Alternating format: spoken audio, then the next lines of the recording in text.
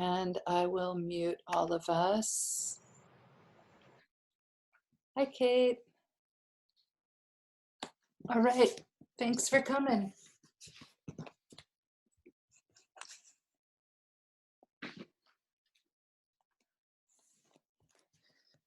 There we go.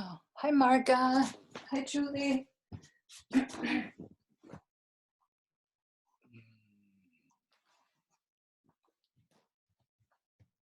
guys are very attentive. Opening chant, inhale.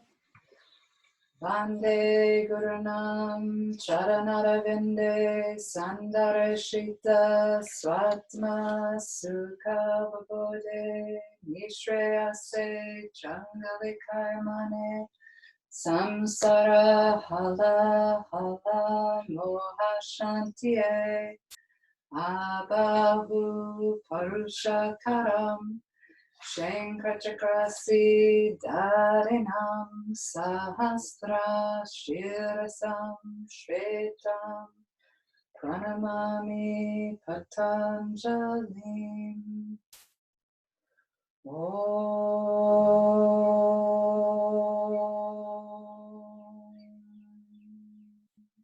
Inhale up,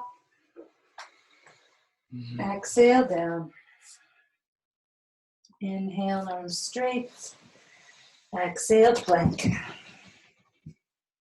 Inhale, up dog.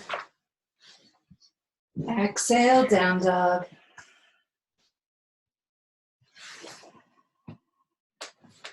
Strong and comfortable. Nice Ujjayi Pranayama. Nice Mula Bandha.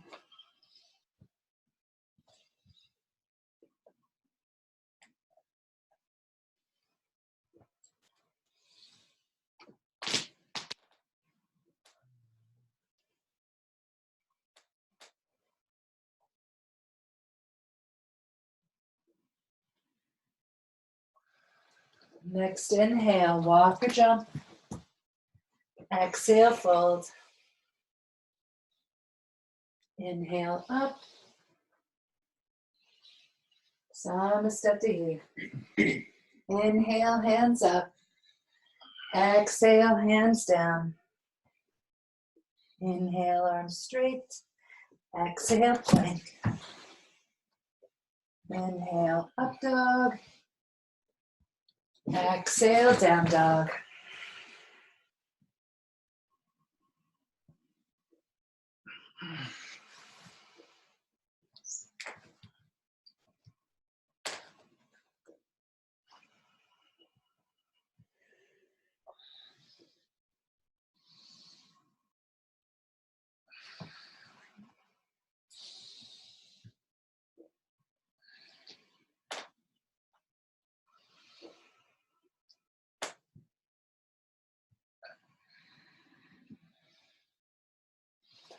Next inhale, walk or jump. Exhale, fold. Inhale, up. Samastati. One more A. Inhale, hands up. Exhale, hands down. Inhale, arms straight. Exhale, plank. Inhale, up dog. Exhale, down dog. Strong Mula Bandha, nice Ujjayi Pranayama.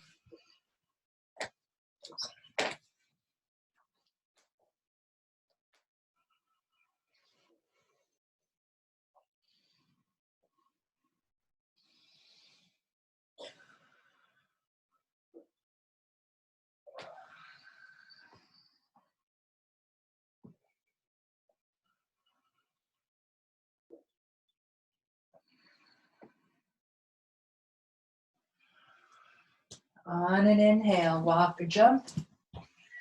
Exhale, fold. Inhale, rise.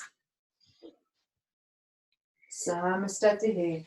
Bending the knees. Inhale, hands up. Exhale, hands forward. Inhale, arms straight. Exhale, plank. Inhale, up dog. Exhale, down dog. Inhale, warrior one, right foot first. Exhale, plank. Inhale, up dog. Exhale, down dog. Inhale, warrior one, left foot second. Exhale, plank. Inhale, up dog. Exhale, down dog. Really listen to the breath.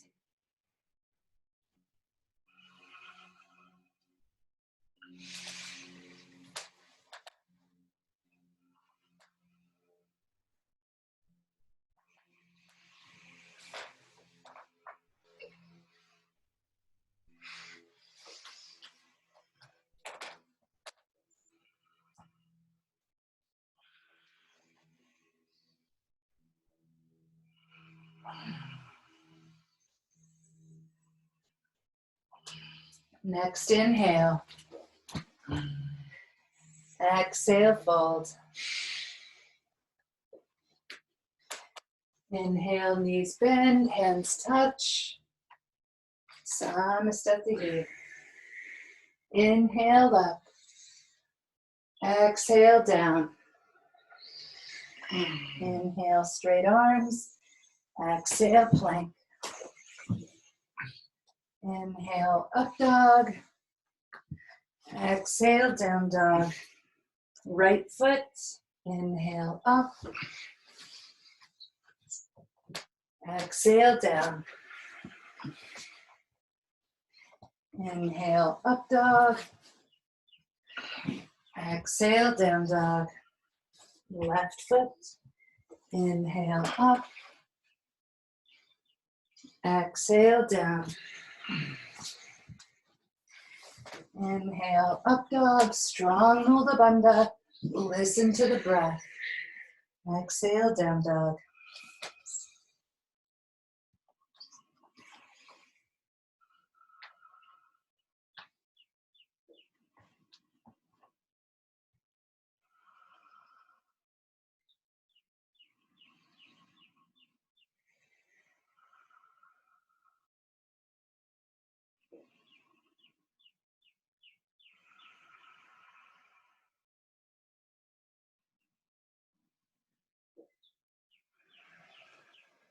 Next inhale.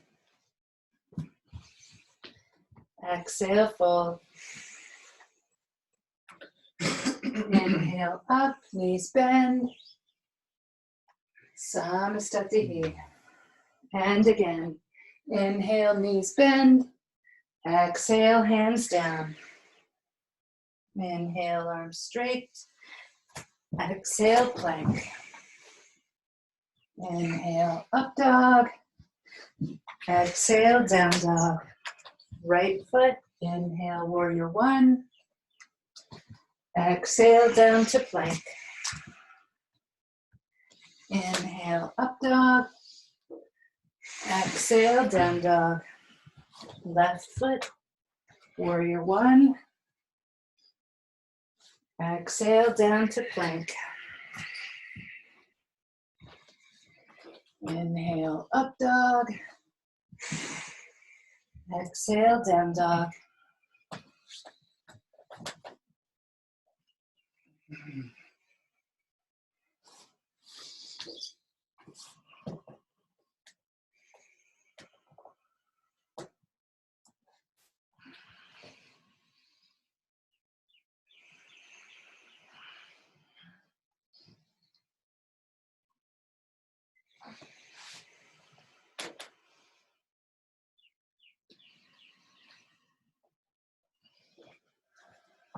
Next inhale.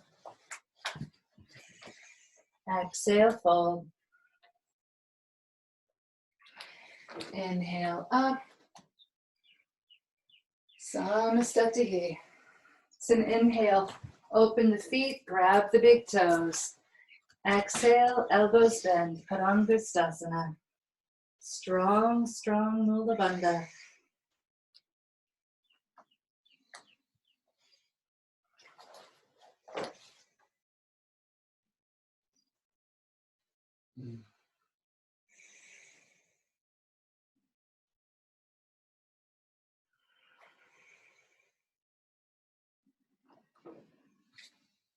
It's an exhale, hands go under the feet.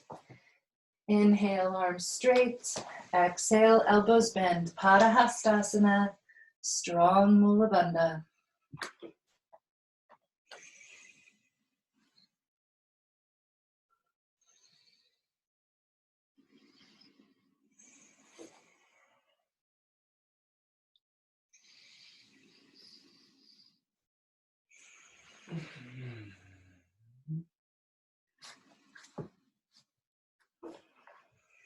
On your own inhale, arms get straight.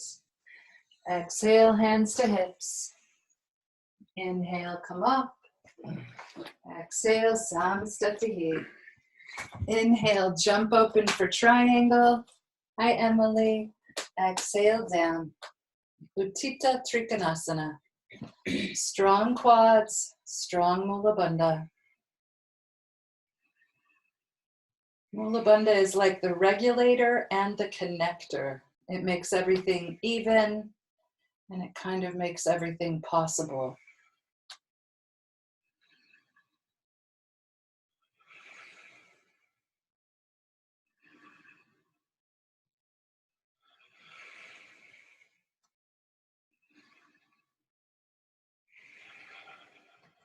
Use your own inhale up. Rotate the feet. Exhale, side two. Utthita Trikonasana.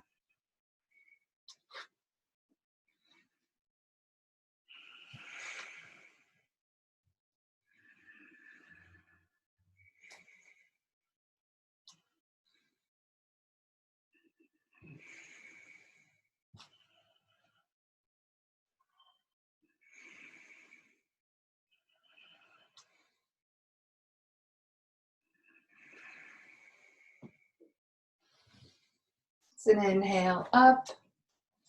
Exhale, left hand toward the right foot. Parivrita Trikonasana. Strong Mula Bandha.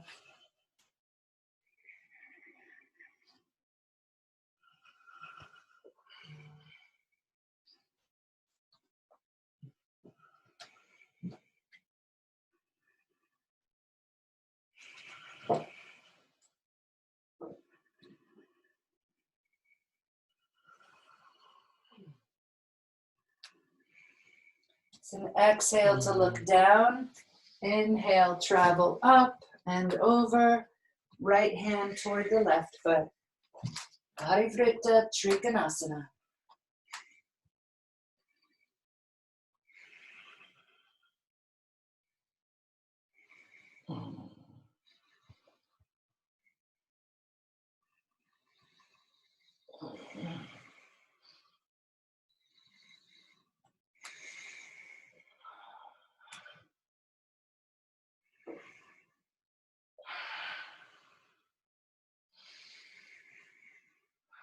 Use an exhale to look down. Inhale, travel up. Jump up to the front. Samastatihi. Jump open again. Extended side angle. Utthita Parsvakonasana.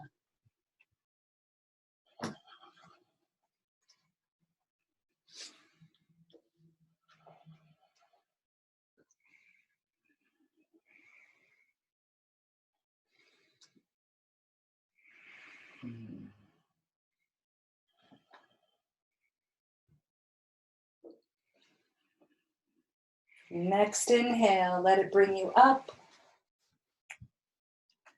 Exhale, side two. Utthita Parsvakonasana. Strong Mula Bandha, steady drishti. I know we already know that.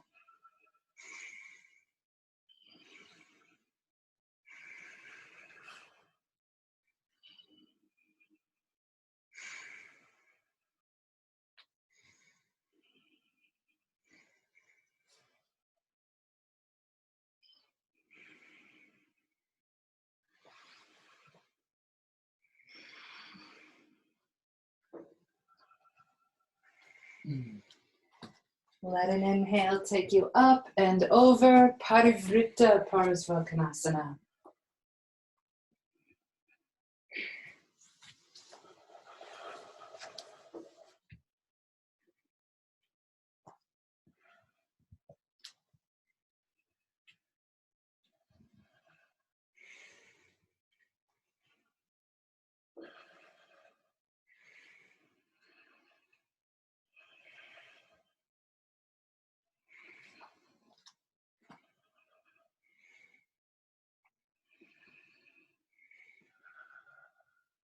Inhale to rise. Exhale to lower. Side two. Parivrtta Parasvakonasana. Once you're in, check on Mula Bandha.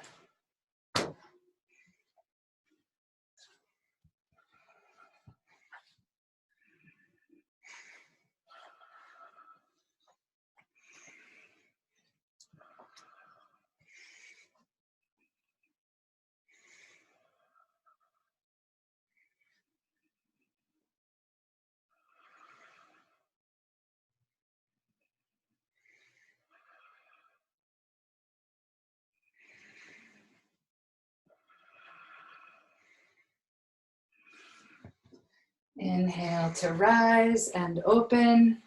Samastatihi. Jump open.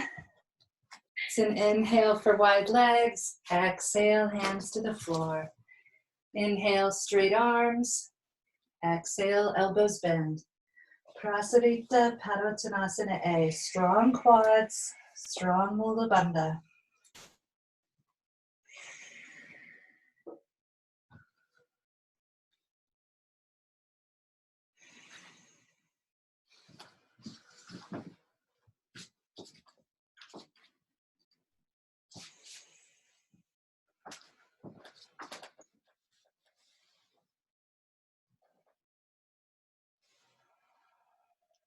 On an inhale, arms get straight. Exhale, hands to hips. Inhale, come up, look up.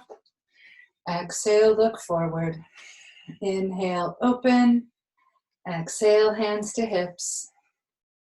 Inhale, look up. Exhale, fold. Elbows try to stay close to each other.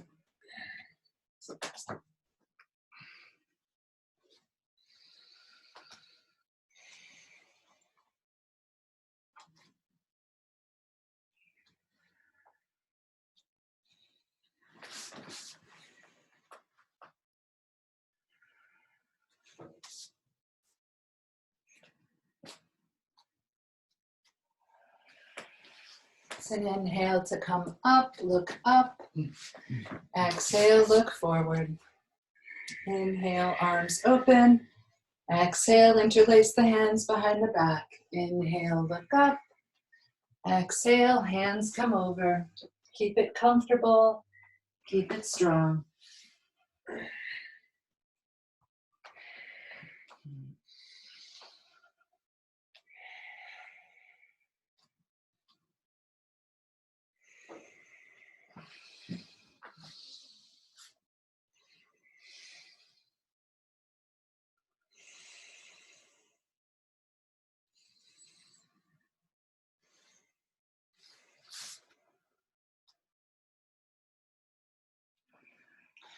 It's your own inhale to come up. Those are so beautiful. Exhale, look forward. Hands are moving to the hips. Inhale right here. Exhale, first two fingers take the toes. Inhale, arms straight. Exhale, elbows bend. Prasarita Padottanasana D.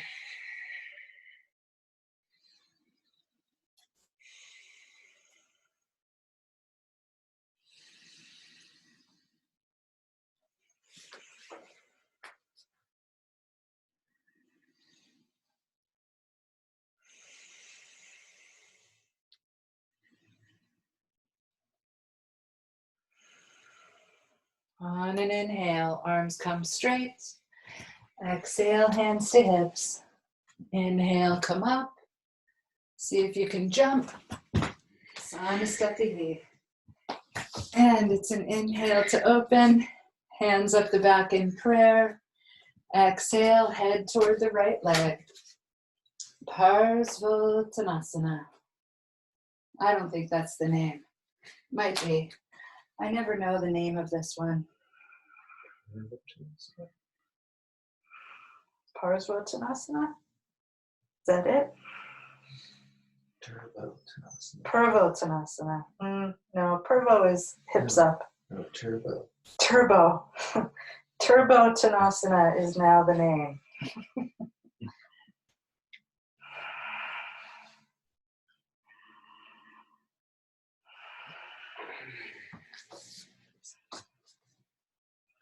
So inhale up. Exhale, second side. Strong Mula Bandha.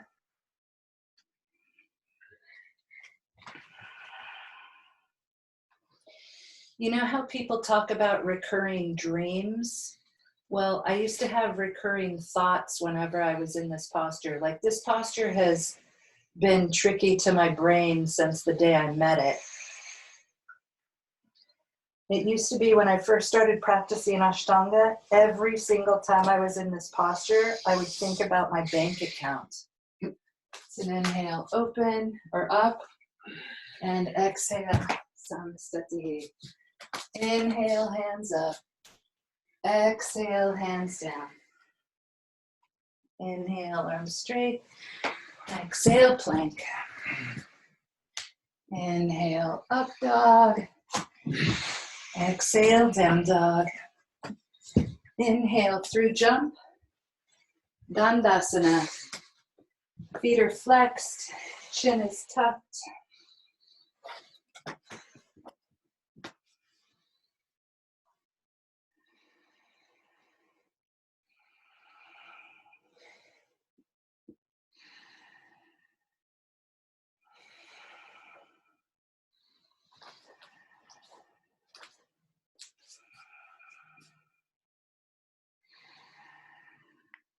It's an exhale. First two fingers get the big toes. Inhale, arch. Exhale, fold.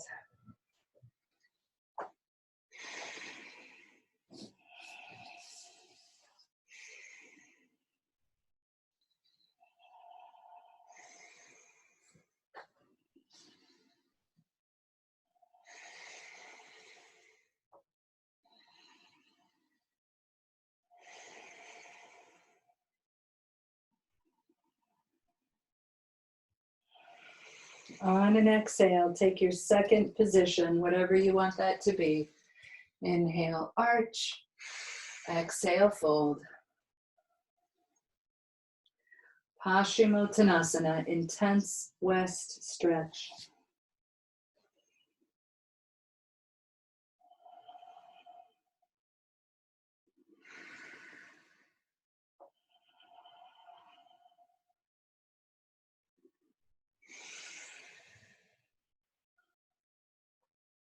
On an exhale, take your last hand hold. It's an inhale, arch. Exhale, fold. Paschimottanasana C.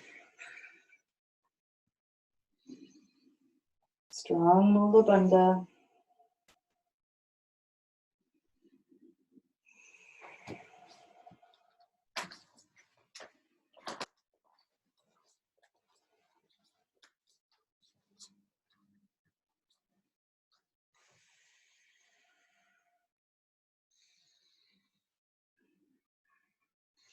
Next inhale, arch.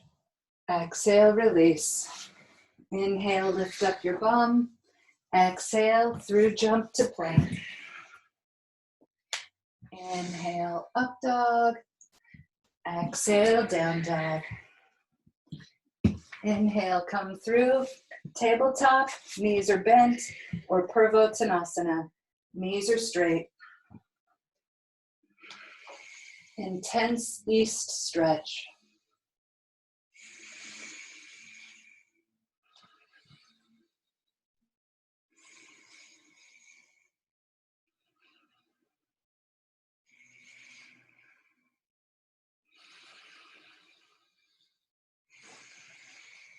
It's an exhale to sit down. Inhale, lift up. Exhale, jump back.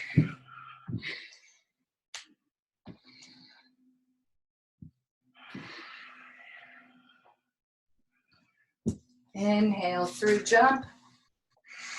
Fold that right knee into half lotus. And it's an exhale if you bind and lower. Mula Bandha, check on Mula Bandha every time you get into a posture. Try to keep track of it through the vinyasas. Keeping the breath rhythmic and keeping Mula Bandha on, actually that's, hold on, I'm gonna come up with a piece of language for this.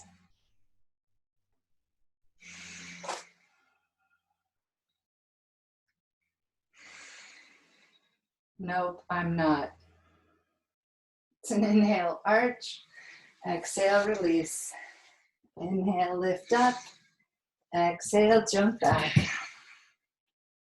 Inhale, up dog. Exhale, down dog. Inhale through jump. Fold up that left knee, half lotus. Use an exhale to bind and lower if you want to. Mula Bandha and Ujjayi Pranayama are, excuse the language, more important than the asana.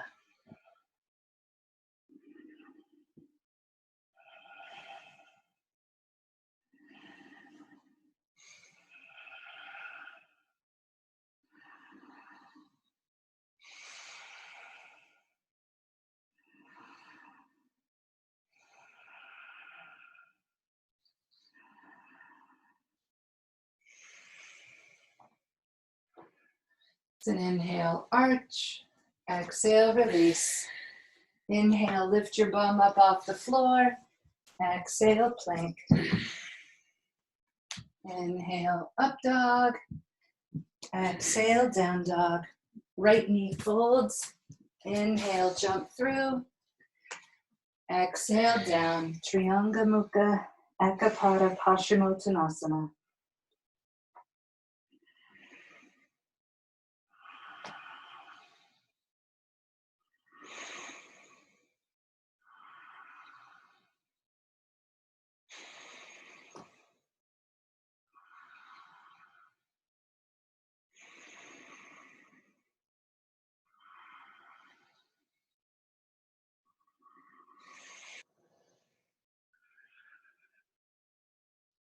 Next inhale, pull against that left foot, arch. Exhale, release. Inhale, lift up. Exhale, jump back. Inhale, up dog. Exhale, down dog. Left knee folds. Inhale through jump. Exhale, down. Chaka Mula Bandha.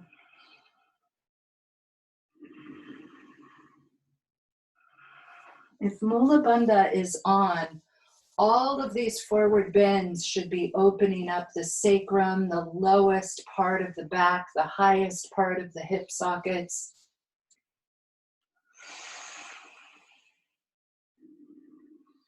And internally in the front of the body, above the pubic bone, all of those tendons and ligaments that run through our torso, they should have some tension on them. So it's almost like we're doing like adjustments from the inside of the body on the spine. It's your own inhale, arch. Exhale, release. Inhale, lift up. Exhale, jump back. Inhale, up dog. Exhale, down dog. Inhale, through jump. Right foot in against the left thigh. Janu Shasana A.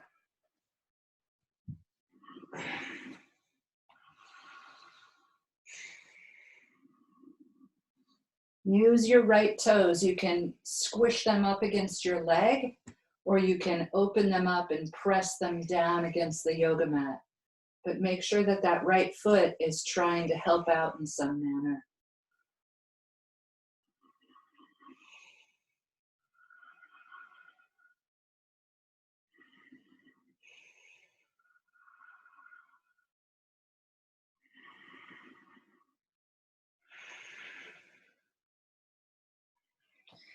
Next inhale, arch. Exhale, release. Inhale, lift up. Exhale, jump back. Inhale, up dog. Exhale, down dog. Inhale, come through to seated. Exhale into the posture. Left foot against the right thigh. Jhana Shasana A.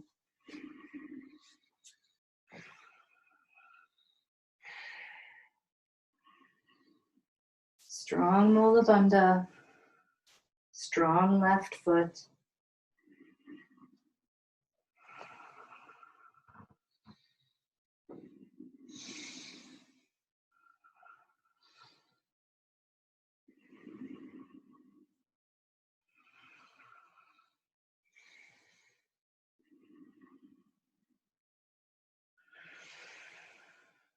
It's an inhale to arch. Exhale, release. Inhale, lift up.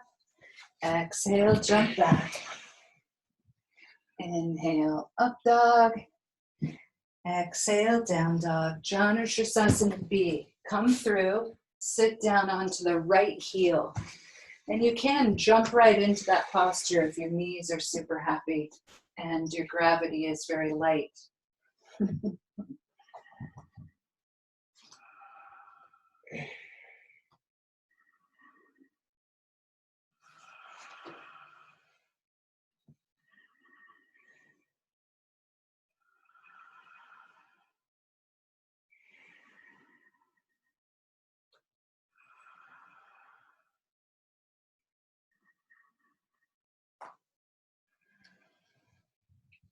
Next inhale, arch. Exhale, release. Inhale, lift up. Exhale, jump back. Inhale, up dog. Exhale, down dog. Inhale, through jump. Sit down onto the left heel. So just like always, that extended leg quadricep is super strong. Mula Bandha is strong, and the toes on the tucked foot, I press my toenails into the floor.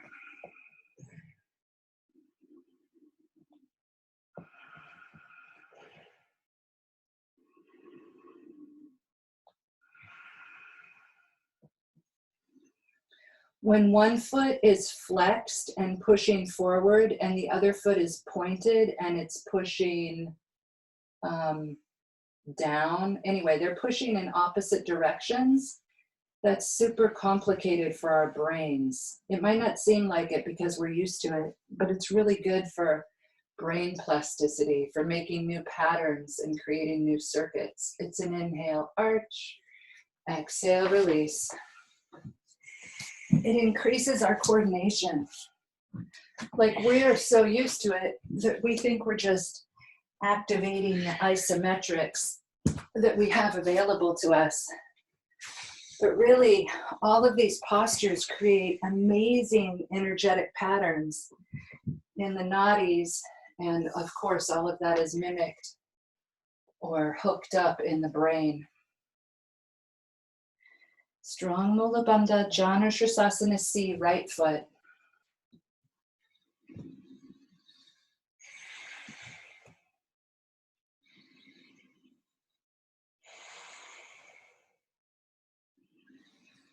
And here we're pushing the right heel in against the left leg, and then the left ball of the foot we're pushing. And both of those pushes being on opposite feet, opposite parts of the foot, that's actually super complicated.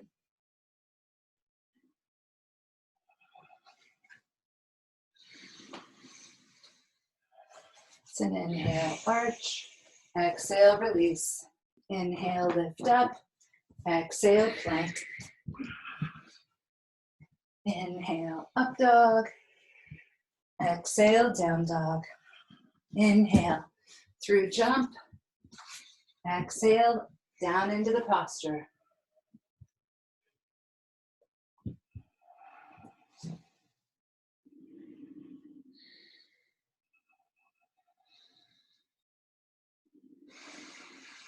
Strong Mula Bandha. Open up the sacrum.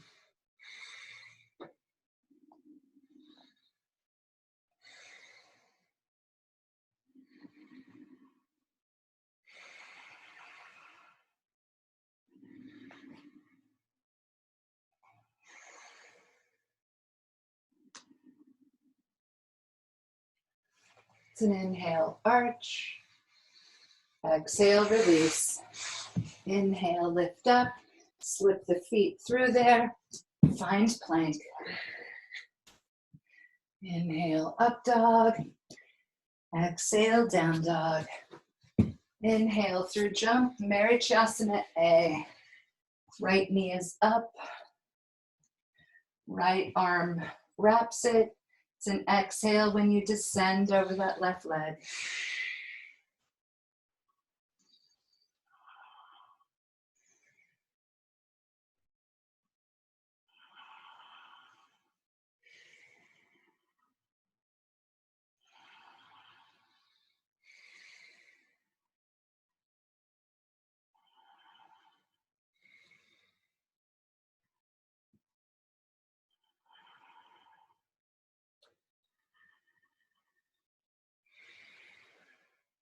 It's an inhale, arch. Open the shoulder against the shin. Exhale, release. Inhale, lift up. Exhale, jump back. A fancy vinyasa is perfect there as long as you have the space. Inhale, jump through. Right foot is extended and flexed. Left knee is up. Left arm wraps it. Use an exhale over that right leg.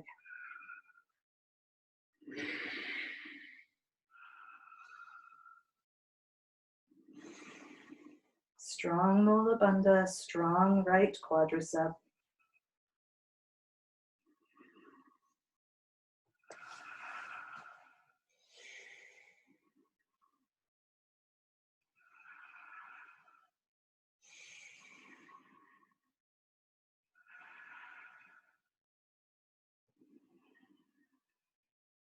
So next inhale, arch, open the shoulder against the shin.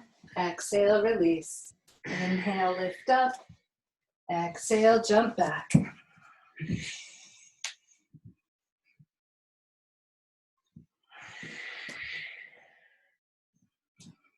Chasana. Did I ever say the name of that other one? I might have said the wrong name. Chasana A. Now we're on Chasana B. Left foot is tucked or in half lotus. Right knee is up. Right arm wraps the right knee.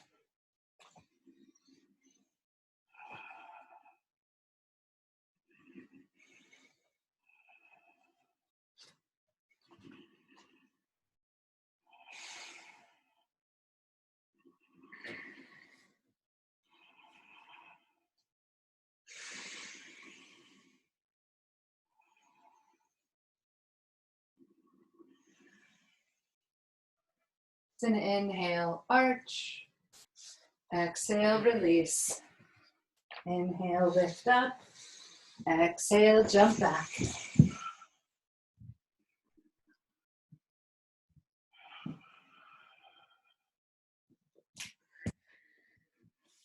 Side two. Right foot half lotus or right foot tucks. Left knee up. Mula Bandha stays on.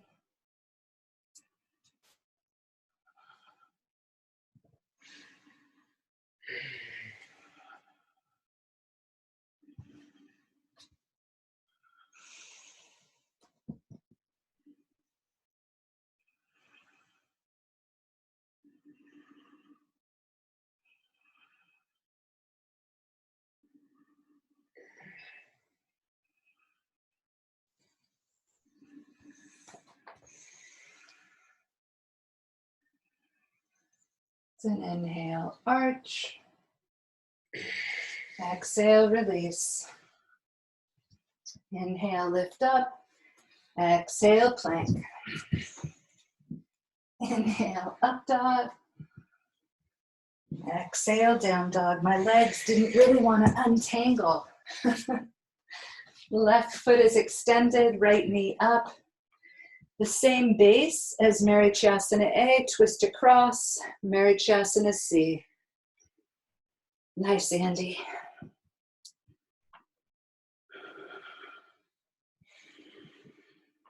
Nice.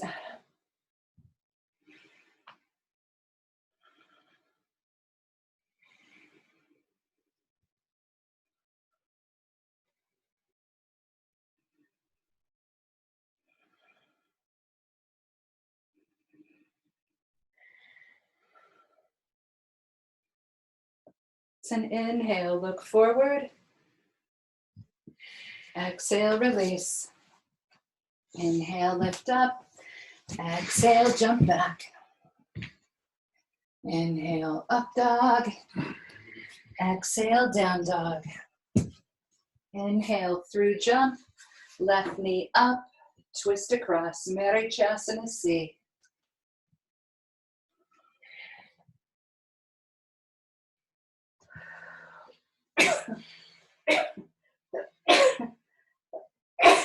Excuse me.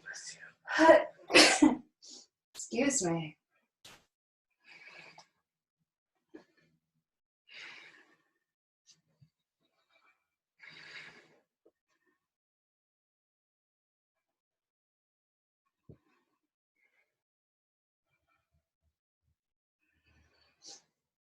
It's an inhale, look forward. Exhale, release. Inhale, lift up. Exhale, jump back. Inhale, upward facing dog. Exhale, downward facing dog. Inhale through jump, left foot half lotus or left foot tucked.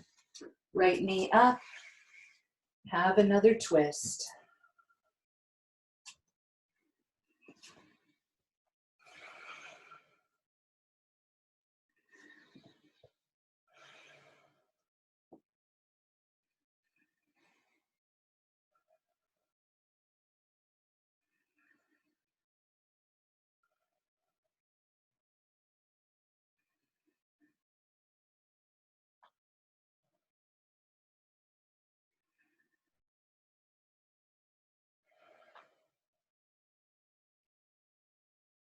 Use your own inhale to look forward.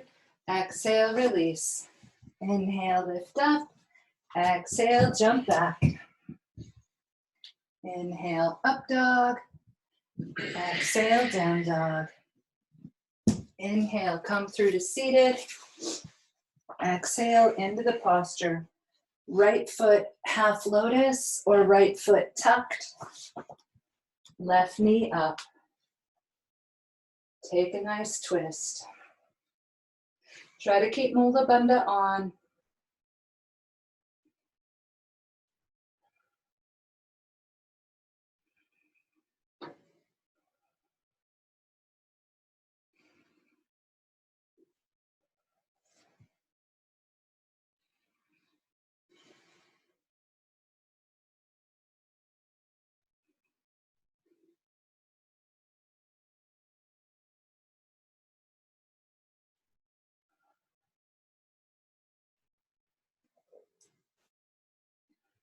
It's an inhale, look forward. Exhale, release. Inhale, lift up. Exhale, plank. Speaking of repetitive thoughts, inhale, up dog. Exhale, down dog. Jump the feet forward. Knees are together, possibly. Heels are on the floor, not mine, and twist across. So it's a twist while squatting. Pranchasana, it's the first posture of second series or intermediate series. What's funny is my repetitive thoughts, I had a couple of thoughts like, oh, boat is coming. Oh, boat is coming. I think I only thought that twice. And then I got to that vinyasa and I was like, ha ha ha, no boat, not today. It's an inhale, look forward. Exhale, side two. Don't know why there's not a vinyasa there.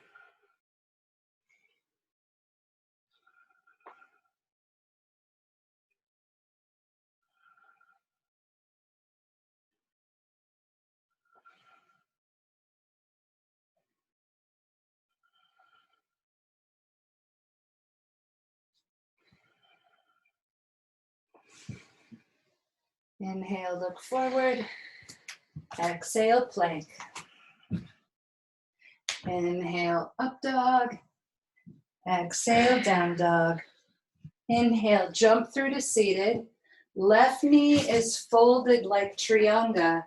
Right foot up in the air. We're going to do 2 of these. It's called Pranchasana. The first one, the arms are straight. Another choice is unfold that left foot and just keep it flexed in front of you. It's called Pranchasana. It's named after a crane.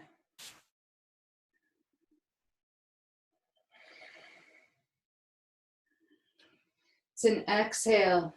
Leg to the head, head to the leg.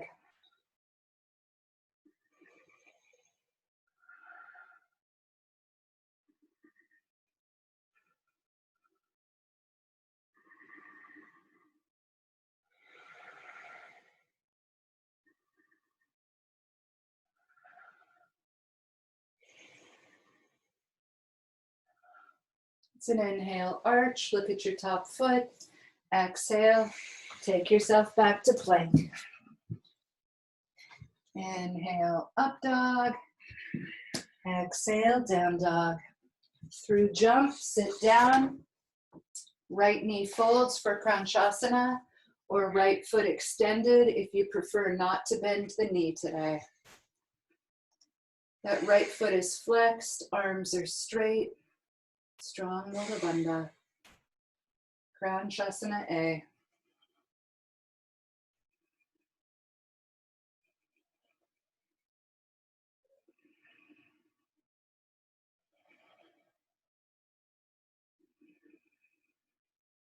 It's an exhale, leg to the head, head to the leg.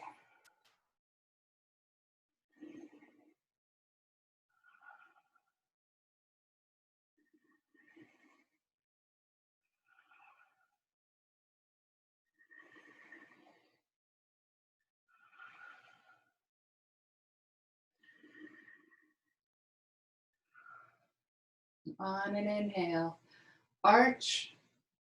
Exhale, take yourself back to plank.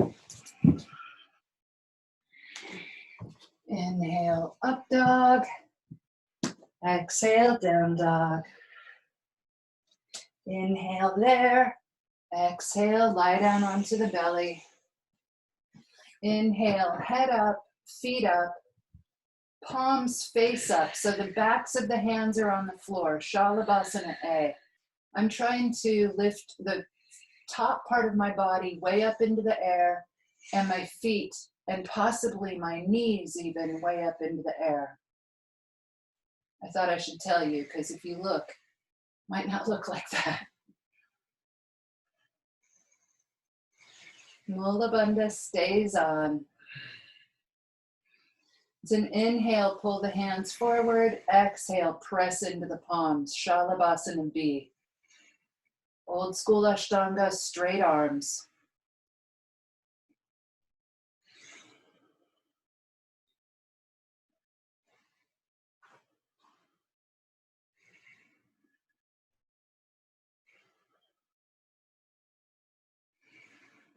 Move the hands forward. Take an inhale into up dog. Exhale, down dog. Inhale there. Exhale, lie down. Feet go toward the floor. Head goes way up, frog posture. Bekasana. I'm going to get my cute little prop. If you have a block or a half block or a sloped block or a thick book, you know, like that history book you never turned in from high school. I actually do have one of my high school books here. Anyway, if you prop it under your rib cage, posture is so much more realistic.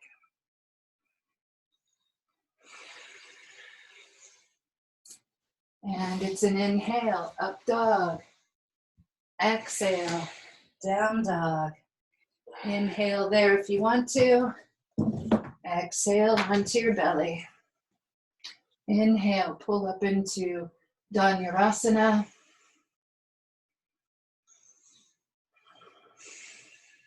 When I first learned this, I learned it with feet flexed. And I like the way that feels on my shoulders and my arms.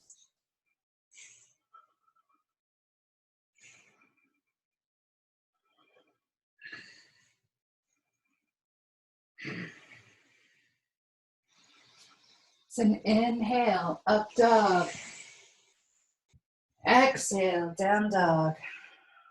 I don't really take that extra breath, but I thought I would tell you about it.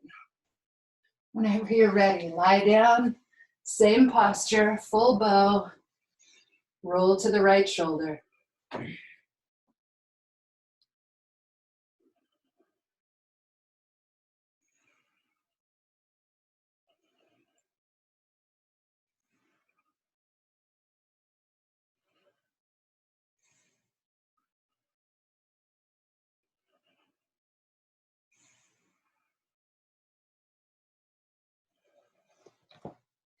It's an inhale up.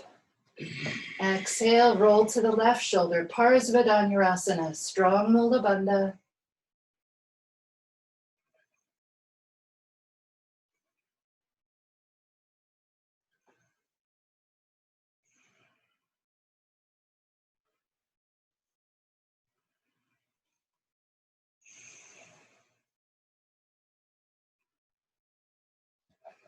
And inhale, one more time, full bow.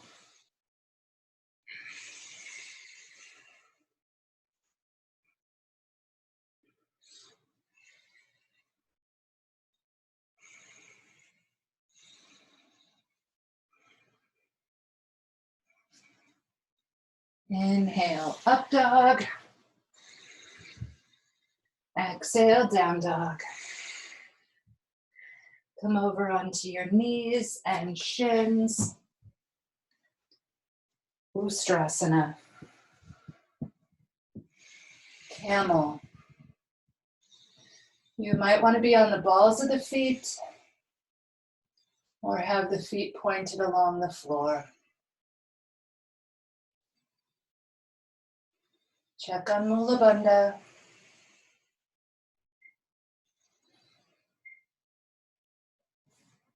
It's an inhale up, exhale plank.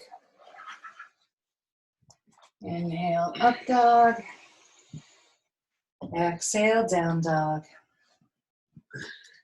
Inhale onto the knees and shins, exhale Laghu Vajrasana. Yeah, use them. You know what? Grab both of them because that little one in the arch of the back is amazing. It's been a while since I've done this one.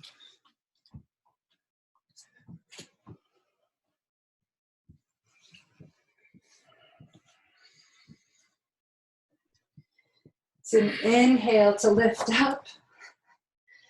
Exhale, plank. Inhale, up dog. Exhale, down dog. Kapotasana B, Kapotasana A. A and B, or B and A. So Kapotasana is where, hi Maya. I don't know, oh, there we go. Isaac's getting into it. Where your hands come around because you are the most flexible person on earth. Your hands come around and grab your toes.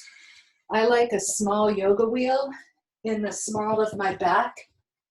Feels really amazing because about 99% of my body weight is on that wheel.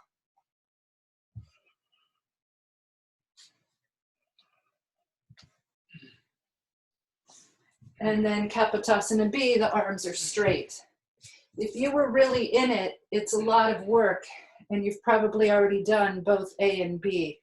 If you have a yoga wheel, so I just happen to not usually use props and have a bazillion props, but these wheels are really amazing. So the small one can go in the small of my back, and then the big one, I can put it up around my shoulders and start to work my hands down.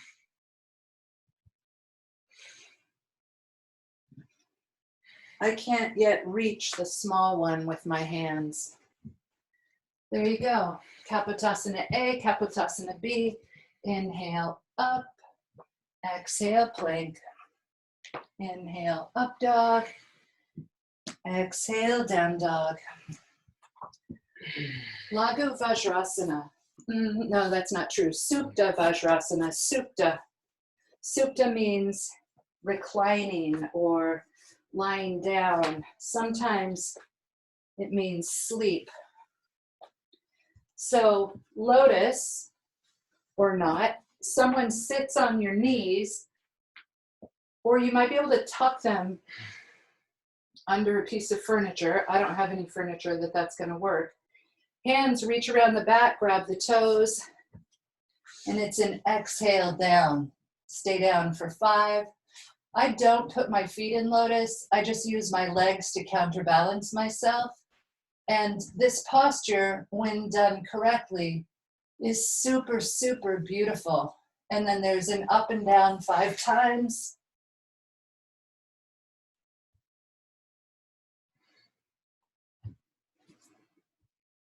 Just like every posture, right?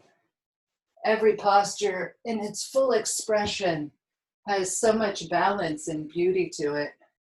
And then it's down for 5 more.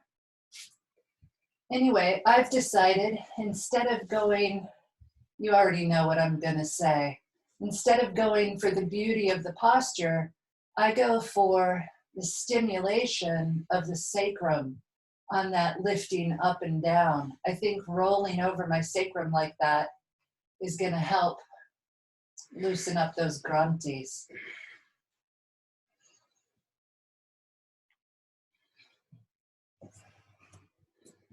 Down for 5. It's an inhale up.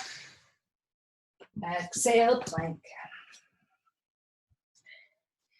Inhale, up dog. Exhale, down dog. Maybe move your hands back for crane or crow, either one. Bakasana. There's 2 of them. Hips are high, arms are straight, feet are high.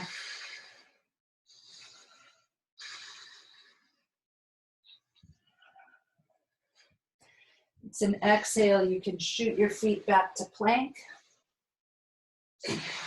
Inhale, up dog. Exhale, down dog. And the second crane, go ahead, inhale, jump in.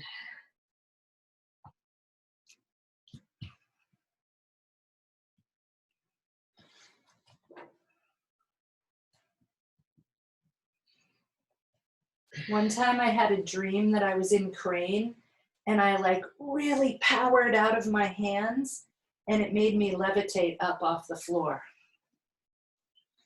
If I could use 1% of that levitation just in my butt, that would be enough for me to be like, oh my gosh. Shoot yourself back to plank. Inhale, up dog. Exhale, down dog. Left knee folds in like Trianga. So the left knee is folded and the left foot is on the outside edge of that left hip. So it's the left edge of my yoga mat, my left foot, my left femur, and then the right foot comes into half lotus or Janu or Chasana. So the right foot comes in, and then it's a twist. The left hand goes Oh no, I spilled a tray of chocolate chipped strawberries.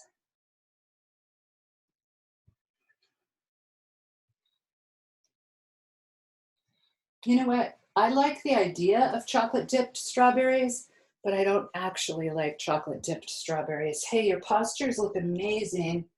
I'm sure Mulabunda is still around. It's an inhale, look forward. Exhale, release. Inhale, lift up. Exhale, jump back. Inhale, up dog. Hi, Claire. Exhale, down dog. Right knee folds like Trianga. You guys, when I don't face the computer, and then I do face the computer, like I'm so happy to see us all. I could even see because of the lighting. Okay, so left knee is folded. And then, no, I'm lying. Right knee is folded, right foot next to the right hip, left foot like Janu Shasana or up into lotus. It's called Bharat Vajrasana, which is either a spelling mistake, is one theory, or it's named after a saint or a rishi, which is another theory. If you remind me, I'll tell you about that after we're done with practice.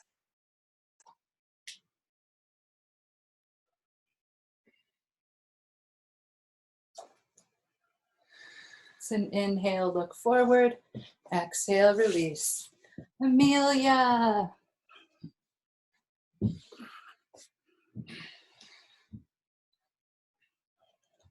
Ardha Matsyendrasana. So this time the legs are crossed. So the left foot is next to the right hip. The legs are crossed. The right knee is up high. And then it's a twist. Here's what it looks like from the back. Left foot next to the right hip. Right foot crossed over that left knee. And twisting. Bind it if it's easy. Well, no, that's not the right word. Grab your front foot if it's easy.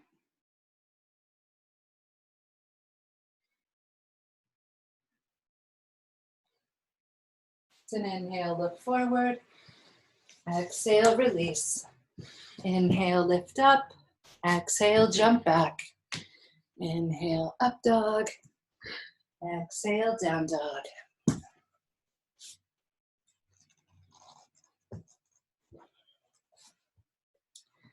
Right foot next to the left hip. Left knee up in the air. Beautiful. Beautiful. Hi, Gina. Hi, Kate.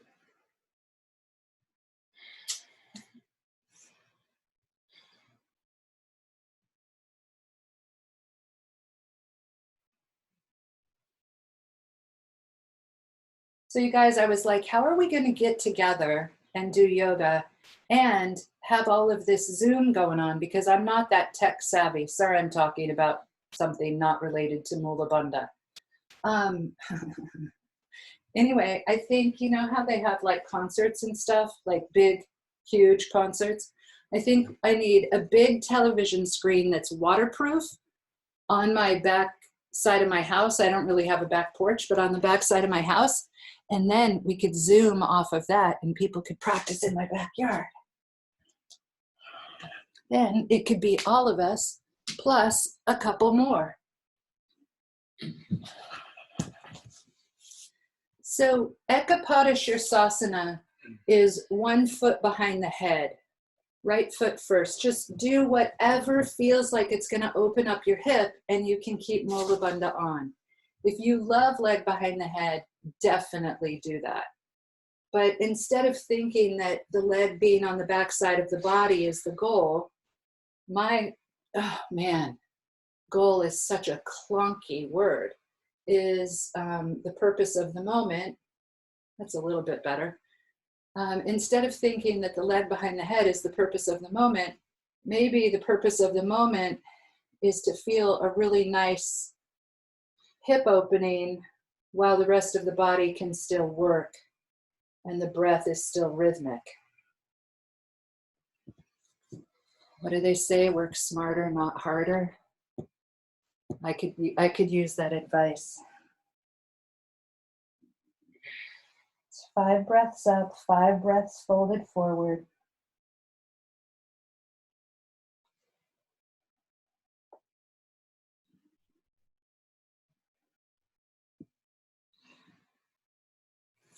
And then 5 breaths lifted. That leg is still behind the head, or you can clamp it down on your arm.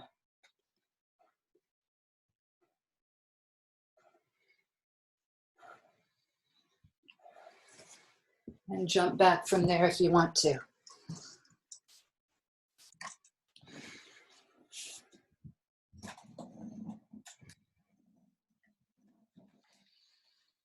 That was probably annoying to have that light pointing towards you. Oh, it's okay. No, it's not. Side 2, Ekapadashirsasana. Left foot, opening, talking. Oh, remember we were talking about, oh yeah, and there was something I wanted to tell you, but I don't remember that right now. I'll tell you that at the end because someone else will remind me. Okay, so remember how we were talking about recurring dreams? And people are like, oh, I keep having the same dream again and again. And sometimes it's like that person feels surprised that the dream is happening again. And sometimes the friend that they're telling is like surprised that they haven't had a reoccurring dream recently, haunting their dreams. But what's so funny is we think that that's normal to have a recurring dream. Not normal, but you know, like it happens. But really recurring thoughts, that's what we should be telling our friends about. Well, that might become annoying, but you know, try it out. Maybe just for 1 week, tell your friends like, oh my gosh, I keep having this recurring thought. And then say it out loud, because the recurring thoughts are just as ridiculous as the recurring dreams.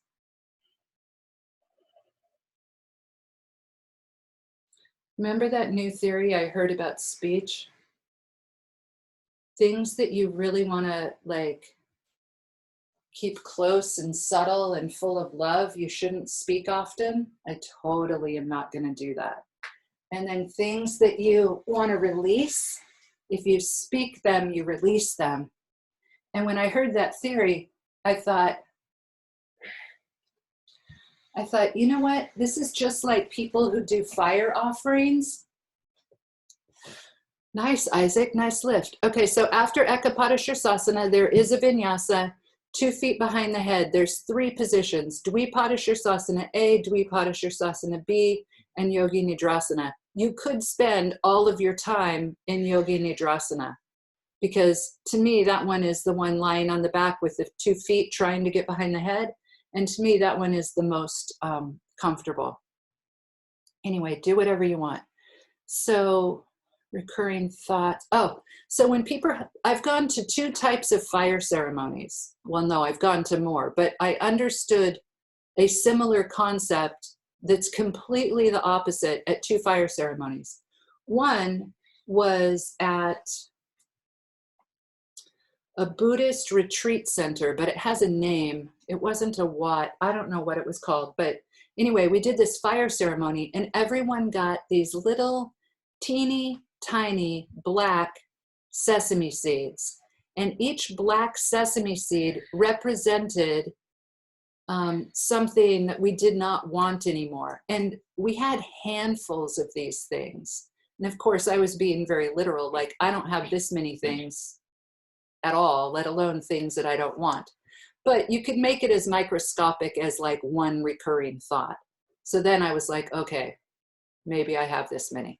And then you think of something you don't want and you take a few of these seeds and you throw them into the fire. And everyone's standing around the fire doing their own throwing. And it makes the fire really beautiful because the seeds throw off a little spark. So that was a fire ceremony where you take something you don't want and you let the fire burn it away. And then that helps get it out of your system. It's supposed to completely get it out of your system. Then I went to this other fire ceremony, and the idea of it was that ancestors and higher beings are easily able to interpret thought and anything having to do with air.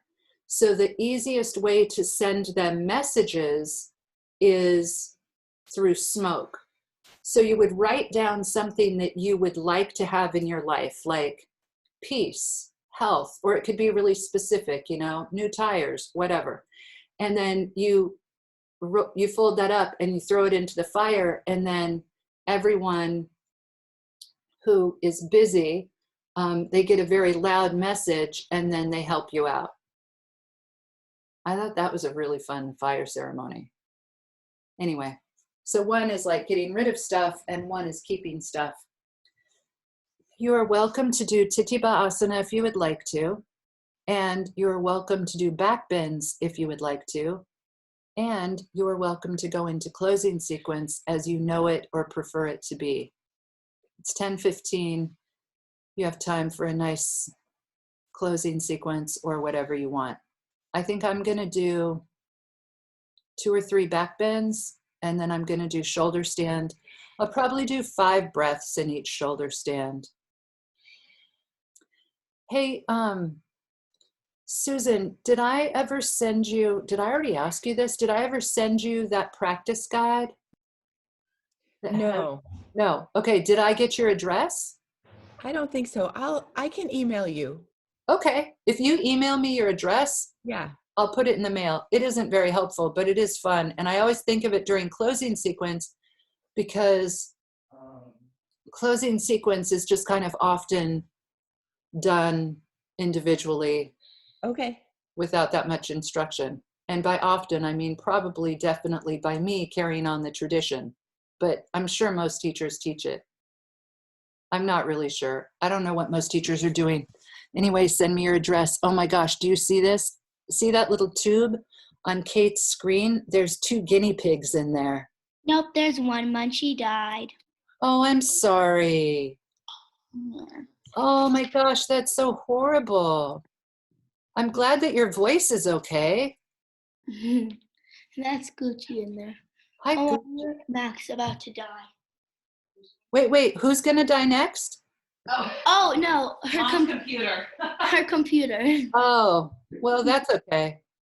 The Yeah, computer is like a Pokemon, like it really is just fainting. yeah. Hi, Gucci. I'm sorry that you lost your buddy. But I have a friend that has a guinea pig, and we might give Gucci to her, or they're just gonna be friends. Yeah. You know what?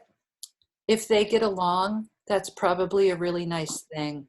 I think guinea pigs are used to living in large groups. Like when they're out in the wild, they live in large groups with each other. Yep, they're herd animals, so they need to They be. are herd animals. So you know about herd animals? That was like the first thing when I researched about guinea pigs. I heard that they need to be with another friend. Yeah. Oh, Gucci. Hey, you know what? I hope your computer doesn't die during this part. I have to tell you something. At Petco, which I know is a big box store, but I did go in just to walk through and look at all the animals. So they have those turtles. Some people call them painted turtles, but they're not painted. They just have like red ears, and some people call them red ear turtles. Yeah. So there's one in there that's like, it has like a 6-inch shell, and someone turned it in like, okay, we can't take care of this turtle anymore. I don't know why, but they just felt like they couldn't. And it's only $10. And I thought, why don't I get that turtle, be its friend for like, you know, a couple of months. And then when it's really nice out, I can turn it loose in the swamp with like over by Shelburne Bay. There's like 10,000 turtles over there of every size. Like there's turtles of that kind that are much bigger. And Oh. I usually go over there and I catch the babies and say hello to them and, you know, talk to them. And then when they get older, they don't let me catch them anymore. But For a turtle, you'll need a 40-gallon tank. I have and one. Oh, you should do Do it. you have a land spot for it? I have so much in my basement. Like, you know what I have? You know what else I have? I have a square 1-gallon aquarium for betta fish. Oh yeah, we have a betta fish, but her tank is Leave it. really disgusting, and we've already dropped her on land. You know what? They're pretty good with air. They're not as fragile as other fish. They do like a heater. Most people don't give them a heater, but they really love to have a little heater. They live naturally in the rice fields in Thailand. Hey, nice handstand. And so they like go through the mud and stuff. Did you get the turtle yet? No, not When yet. You going to? Well, I was checking to make sure that if I set him loose, if I set them loose, that it can live. Because some animals, if you turn them loose in the wild, they don't know how to live. And other Right. animals will always know how to live in the wild. Right. My So, guinea pig won't. right, He depends on me for food. right. You know what? If it was in a group of other guinea pigs in Peru where there's plenty of food, it would just do whatever they did. Oh. But here it can't live in the wild. Yeah, no. I would never set my Gucci free. Once he climbed under our fence into the woods though. Yeah. I had a guinea pig named Fire that ran away from me. What? He doesn't go far. You'll leave him for like an hour and he'll just be sitting in the grass. Yeah. That's how Fire was until one day he wasn't. Okay, so this is what I decided. The turtle is in a very big tank, right, with some other turtles. And if it can, I think they feed it live little tiny, tiny goldfish. I know that's disgusting, but I think they do. And if it is a turtle that eats goldfish, then it will be able to survive out in the wild. Oh. If it's a turtle who like you have to hand feed it or something. You should get all the turtles in the tank. And the only reason I would be setting it free is because it's native to North America. It's not an invasive species. Interesting. You should get all the turtles in that tank. I know, but the other ones cost a lot more money. And if you empty the tank, they just order more. Like it would never end. Yeah, It's true. That's why I wrote a book about guinea pigs, and I said you shouldn't get guinea pigs from PetSmart because you're not rescuing them, or like a pet store because you're not rescuing them. And there's a lot of guinea pigs out there that need homes. Well, and also there's a lot of homes that are breeding guinea pigs. Yeah, and they breed them, and they're taking care of them fine. Yeah, So, and sometimes they have baby guinea pigs and they didn't even know they were breeding guinea pigs. Yeah, and if you get them from like a pet store, I've heard many stories about like guinea pigs that are pregnant or like not healthy, and you get them from pet stores. Yeah. Yeah. Bye. Well, I think it's pretty cool that that I would love to read your paper, by the way. You could have your mom email it to me, or you could just take pictures of it and text it to me. So Okay. I think it's pretty cool that Petco does take in rescue animals. Oh, they do? Yeah, they take it. Like I've seen bunnies and guinea pigs and hamsters and now this turtle. So they do, like if someone's like, I'm moving, I can't take You my should get hamster, 2 guinea pigs. they'll take it. Yeah, You should get them. I know. I should, if I had a big barn, I would put a heated mat, like just, like not hot, not like an electric blanket, but just like a maybe 55 degrees or something, like lightly heated mat with straw on top. And I would have so many guinea pigs and they could run around anywhere they wanted. We should do that, Mom. We should. Yeah, you should get a barn, Mom. No, we have a barn. Oh, well, there you go. Who knew? We can pave it with a heated mat. Will you keep us updated on the turtle? I will keep you updated on the turtle. And you know what else the other thing is, though, really about having that many guinea pigs is it does attract like hawks and other animals that want Also, to eat them. you would have to buy tons of vegetables because we already buy 1 million vegetables here and we only have 1. And then you have like 100 of them and you have 1 million vegetables. Yeah. Well, you could grow vegetables and also grow hay. Yeah, we're gonna make a garden of vegetables this summer for Nice. little pig. I love Gucci. I'm sorry about your other guinea pig. It's okay. Gucci. Oh, I just see his butt right now. You want it? So it's 10:24. Let's take a 5-minute break to use the bathroom or to finish whatever you're doing, and then we'll meet back and talk.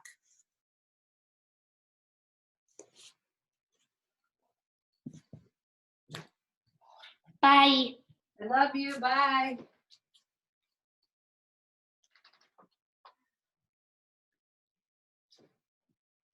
How about use the bathroom? I really need the touch.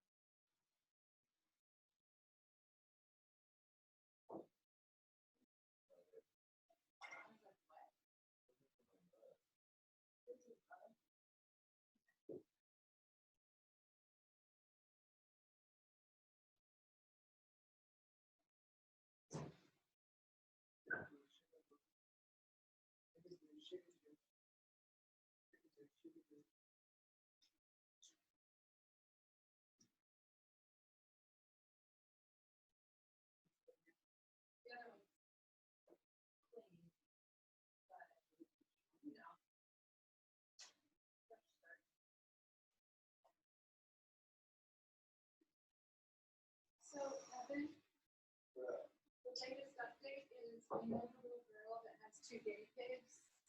One of the guinea pigs died, and now she doesn't have food to eat. So she doesn't know. No, it wasn't. It was something like apple. So anyway, she only has issues, but she doesn't know if she can.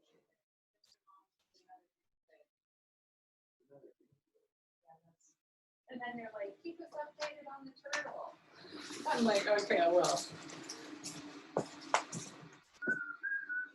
You want to go back there and join her?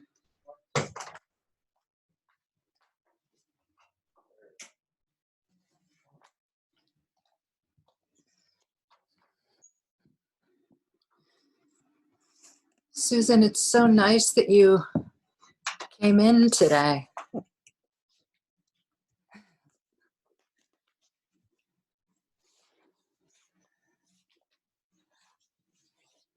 Hello, Sprinkles. Show us that up dog.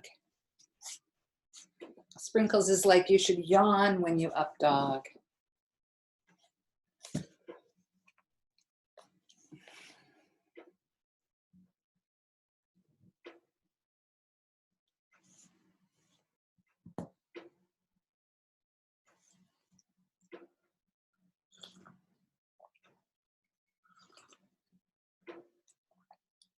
I'm going to adjust my lighting.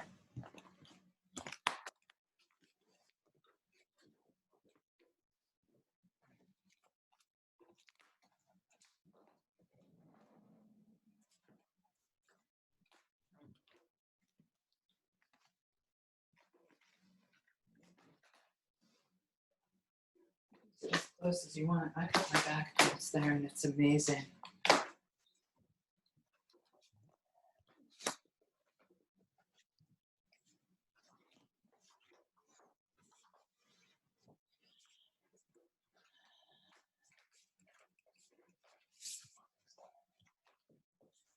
Are you drinking tea or coffee, Bill?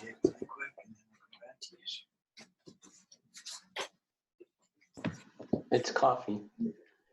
Good job. It's really strong. Nice. Little sprinkles.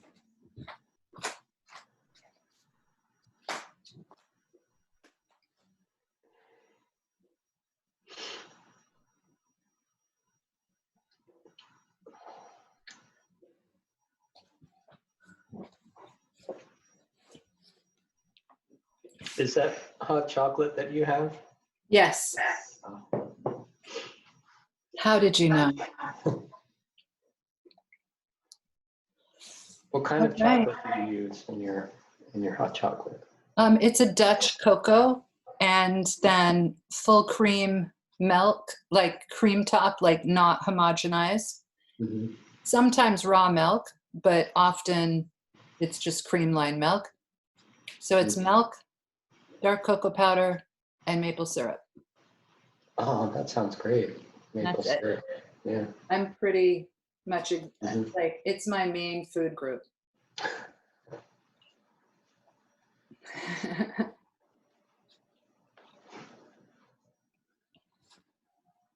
Hi, Sophie. It's good to see you. Hi, it's good to see you too. And it's nice to hear your voice. I know. It's such a relief hearing people's voices and seeing their smiles lately. Yeah. Yeah. Okay, does anyone have anything you want to share or a topic that you want to bring up or anything, anything at all? I just want to say, you know how scientists are, mostly social scientists, are trying to figure out like what it would be like for people to live on Mars. And I feel like we've figured that out already this year. Living within is exactly what it would be like, except with worse grocery stores.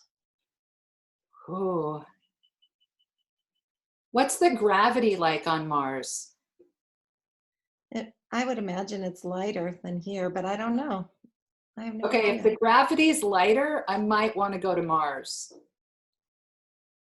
I could really use that for my jump backs. Sometimes when I'm practicing, go ahead. I'm looking it up. Thank you. Sometimes when I'm practicing, I think just be satisfied or be grateful, or this is fine. It requires nothing else, because for whatever reasons, gravity, quarantine, eating cookies every night for dinner, not for dinner, but after dinner, like for various reasons, or my knee or whatever, a lot of my postures, their best expression has not happened in the last 12 months, right? Some of them, I may never be in that posture again.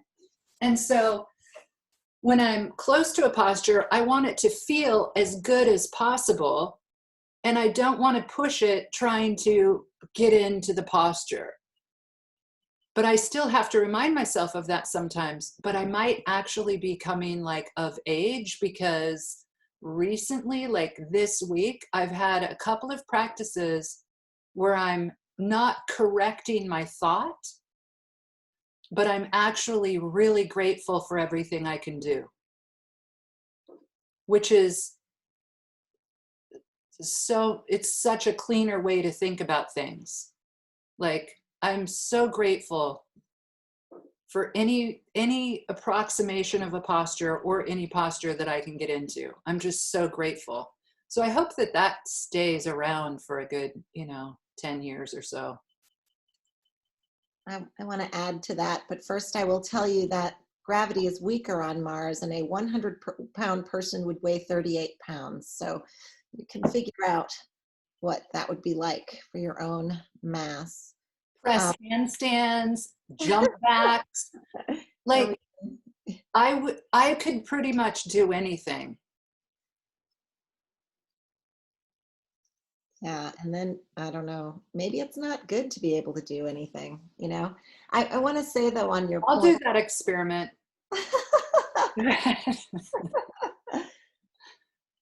yeah, maybe it would be the way to replicate it on Earth would be to have like, one of those belts you put on, and you're sort of like trampoline or trapeze artists practice their tricks with one of those belts so that they can do their flips and not land on their neck and that sort of thing. Like ice skaters do it too, figure skaters. That'd be the way to replicate it on Earth. I've been in those belts a few times in my life, and it's some of the highlights of my physical being. Seriously. One time I had a belt on and I was practicing standing up on a horse. That was when I got to volunteer at Circus Smirkus. Oh, yeah. And they saved my life, because the first time you try, it doesn't go that well. And then another time I was jumping on a trampoline, and it had these handholds. So if you wanted to increase your jump, you'd pull this down, and there was a belt with like bungee cord. So you'd pull down as you jumped up, and you could jump like 3 times as high. I did a triple flip. That's amazing. Yeah. I felt like they ought to make those Johnny jump ups for adults. You know how they have them for babies where they can jump in the doorway? I would love one of those things. Yeah. But going back to your point, Kath, about just feeling like, oh, grateful for what you can do. I'm definitely at that point because I'm post-surgery, but I've also been trying to feel it as liberating. When you guys were all doing Kapotasana and Lagavadrasana, those are postures that I have been able to do, and I used to dread them, and then I got to the point where I tolerated them, and then I got to the point where I liked them, but they've always been challenging still. But today, when you were calling those postures, I thought, wow, how liberating that I am giving myself a pass on not doing that. Like it's kind of a nice thing to experience. Sometimes when people show up and they begin their practice, when we're at Janu Chasana A and someone pops on and they're starting out on their first sun salutation, and I'm like, oh my gosh, that poor soul. Like, you're just getting started. I wouldn't want to be there. Where truthfully, I do want to be there, but not at the moment I'm in Janu Chasana A. Anyway, yeah, my thoughts are hilarious. They're so funny. I'm glad you feel liberated, Gina. Well, I mean, I feel liberated today. Sometimes I just feel totally frustrated. So it's not like a chronic sense of floating around with liberation. That's my But it might be. It might be today. Today could be that day. Yeah, I mean, it's a good reframe. It's necessary because I'm not the most patient person in the world. But even this week, my surgeon said, you can start going back to the standing postures. And I was like, no, I can't. I'm not ready. I know I'm not ready. So Right. thanks anyway, but I'll wait another week or two. Yeah. Good job. Thanks. It's very hard. Good job. All right, next topic. If you don't pick a topic, you know what I'm going to end up talking about. I had one comment on your weightlessness on Mars yoga, which is just that in low gravity environments, people tend to experience like pretty dramatic muscle loss because your muscles don't have to work as hard to move you on that. So you start off very, very strong, but then eventually that like wears down. So that's why people like astronauts or who are at the space station have to work out like all the time to prevent some of that muscle loss. So that there are definitely some disadvantages as well. Right. Yeah, that makes sense. And that might be why aliens are so small. Their planets have less gravity. It's the same thing. That's why the aliens look like string beans with a head. On the other hand, you could really levitate in your Padmasana, like you could, or in anything. You could probably just get rid of all that muscle and then just have a super floaty practice. I know this is not the topic, so I'm now going to mute myself and let more serious matters enter the conversation. Claire, I thought you were going to say something about like some sort of like psychedelic mental experience, like, alternate reality experience or something like, oh, well, on Mars, the way the body is going to adjust. And I was like, and then you were like, it's going to happen with muscle mass. And I was like, oh, right. Okay, so no one else is going to pick a topic. Okay, so can we talk about speech some more? So gross speech, this is a review. Gross speech, like dense speech, clunky speech, the speech that you can hear right now is called vikari. It's called vikari. Sorry, I mostly think this. I don't mostly talk about it. Vikari, and it originates at the throat, and the element is ether. And anything that we speak, we externalize. I'm not actually saying I believe this, but it's kind of the information that came with what I've been looking at. So anything we speak, we externalize, and it makes it separate from us. So it's almost like speech and communication creates duality, and naming things creates duality. And some of the examples that were given were like, we do have a really tough time talking about subtleties, and we have a tough time naming like the breadth of our emotions. We have a few clunky names for emotions, but considering how many variations on feeling we have, we don't have that many names for them. Anyway, I thought, okay, that makes sense. So Vikari is spoken language, and it's much clunkier than what we think. Marima originates around the lungs and the heart, and it's considered the middle or the midway or the communicator. It's what goes in between the mundane world. Most language spoken is used for mundane things, and most super high vibrational language, subtle language is originating from lower. So just below the belly button is where Pashanti is a type of speech, and it's clear sight or clear perception. So it's like visualization. And sometimes this pure perception comes under the language of like psychic ability. Like you can either vision and see something and then you make a painting, or you vision and you see something and then you build a house, or you vision and see something and then you kind of bring it into the world. So pashanti is visual, and it means clear sight or perception or vision or visualization. And pashanti originates 2 or 3 finger widths below the belly button. And it's always pure. The visions are pure because pashanti has the element of fire. So the fire purifies everything that comes from there. And then marima is mental thought. It's mental speech. The object that you're kind of talking about to yourself or planning to talk to someone else about is still internal, even though it's getting closer to external.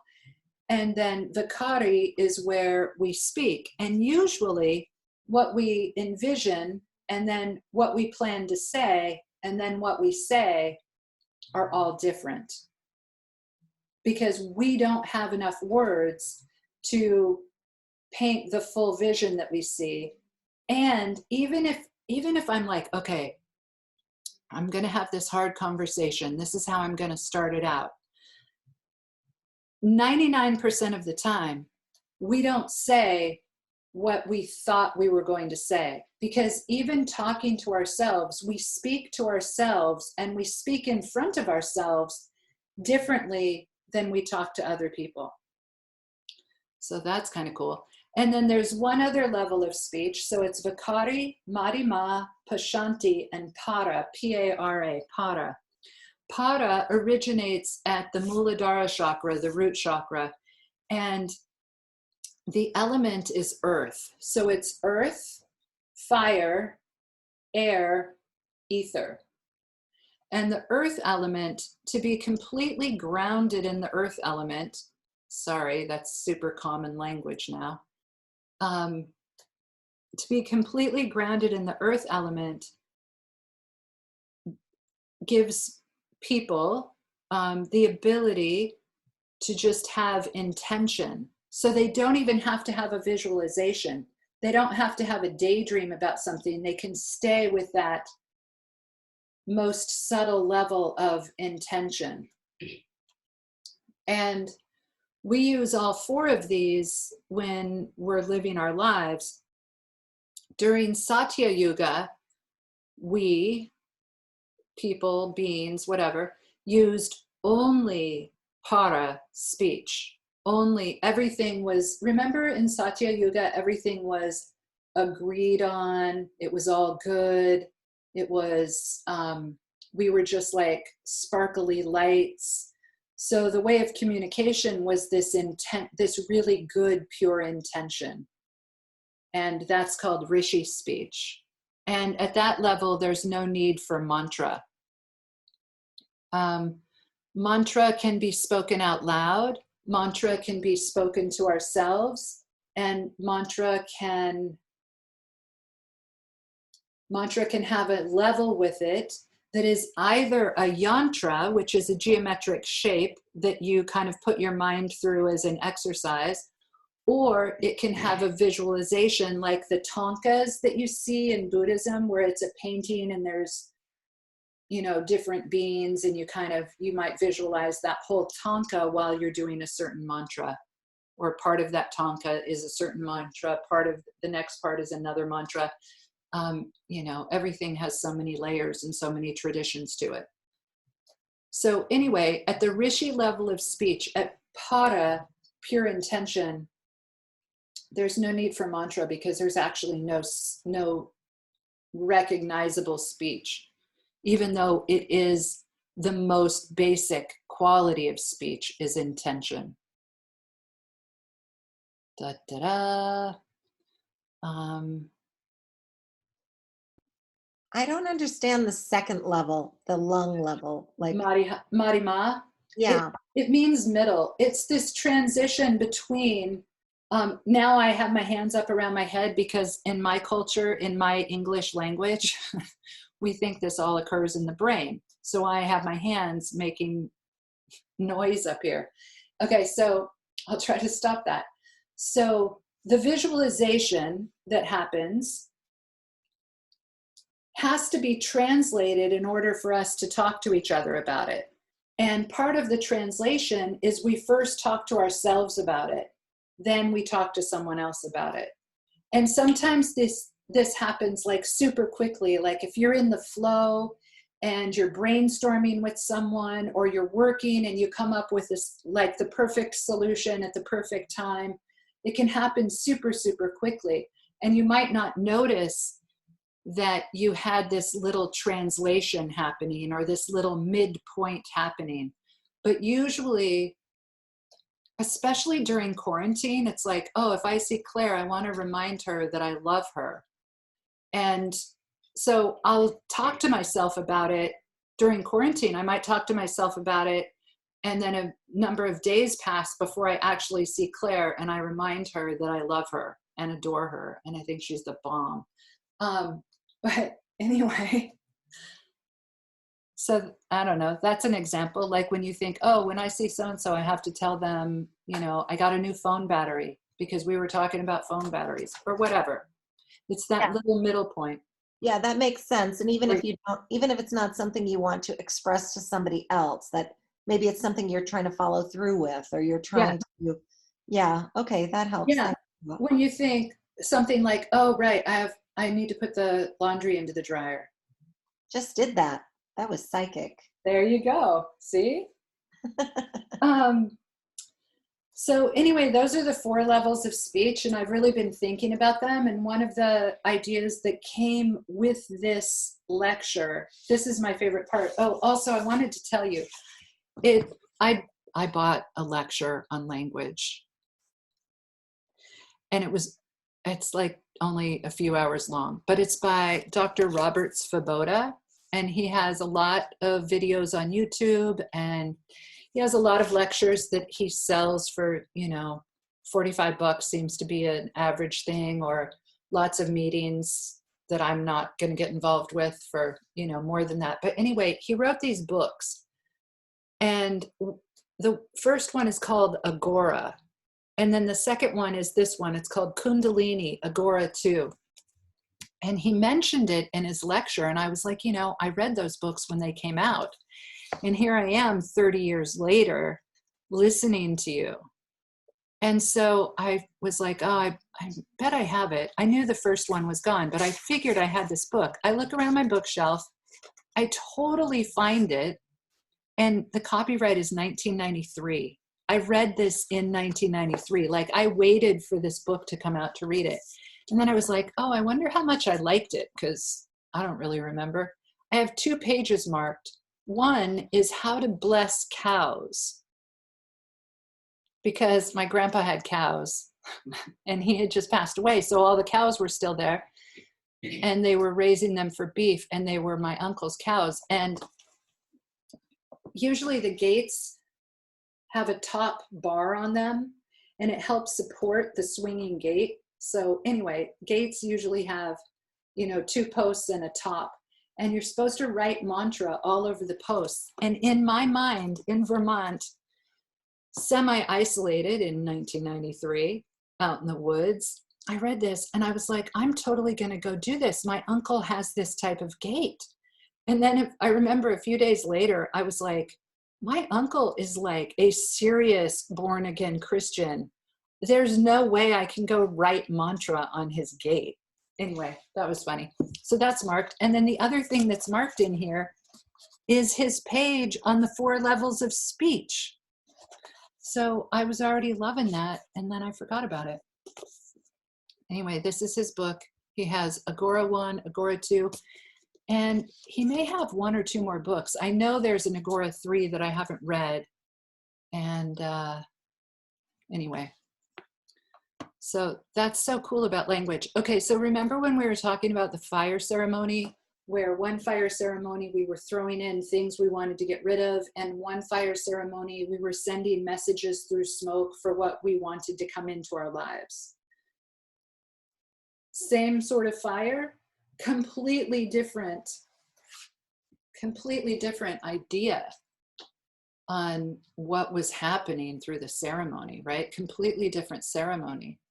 And so I've been thinking about how when we use language, oh, I remembered something else. Okay, so when we use language, it creates duality. And then I was like, it doesn't have to create duality. I think that we can actually use language and still have a non-dual experience.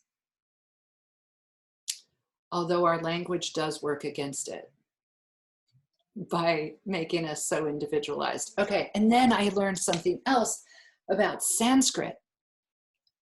Okay, so what I came in with was, I know this is shocking, my story about Sanskrit.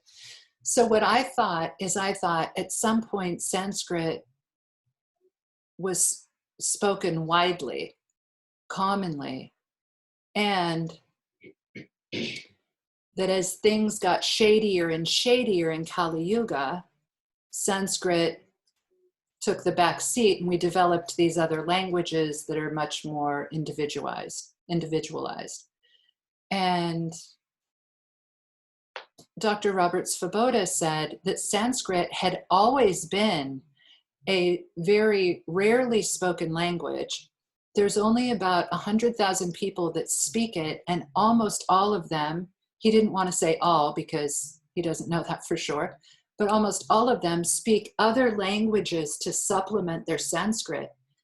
And that Sanskrit was developed as a spiritual language so that it wouldn't fall into the normal mundane patterns. And the more complicated a language, the more words a language has, it's like the less important each word is.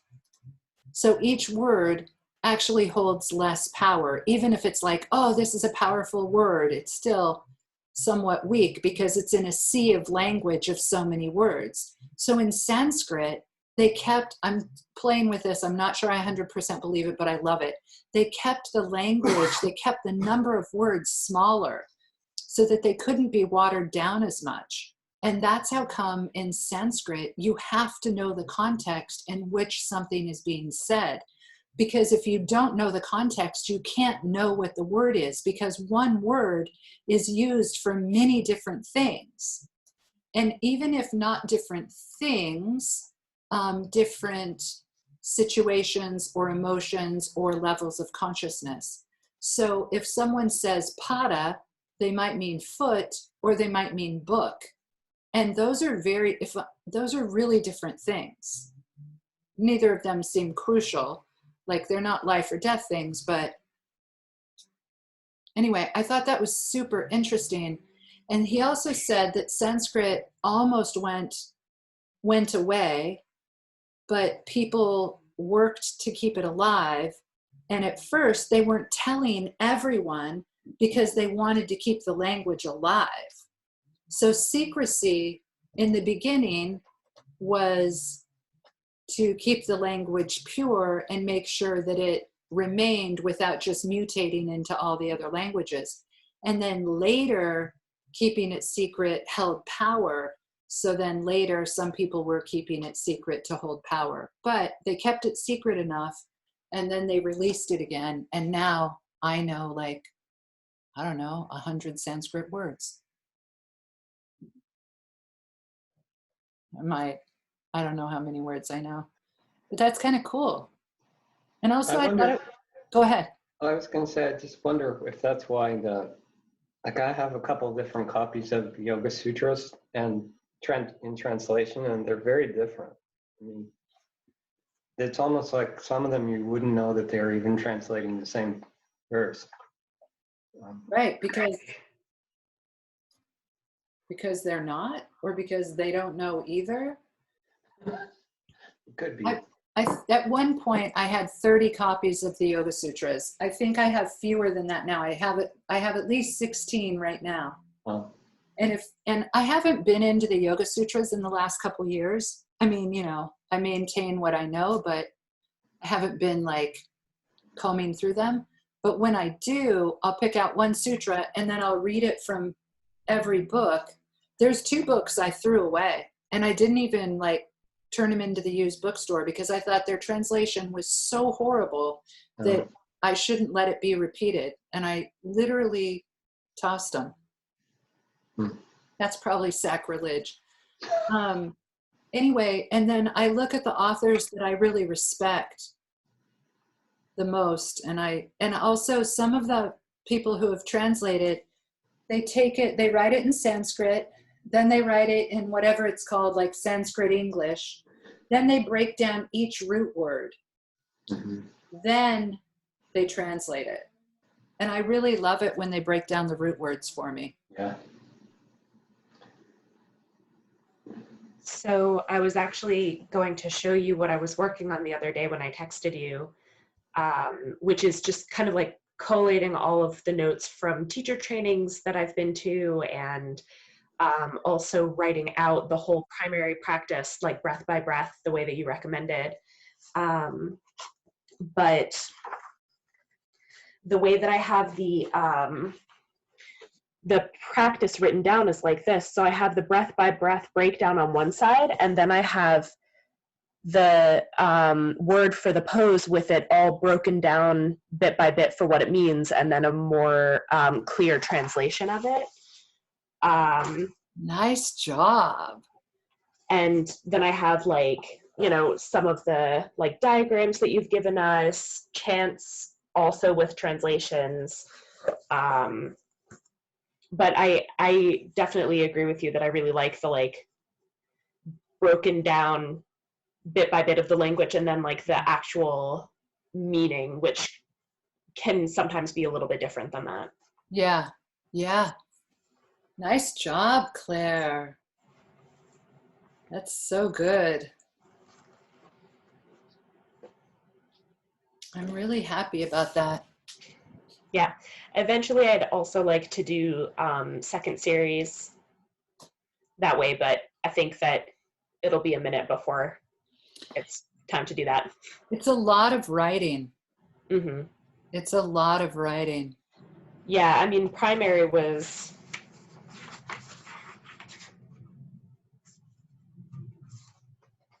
like at least 20 pages. Yeah.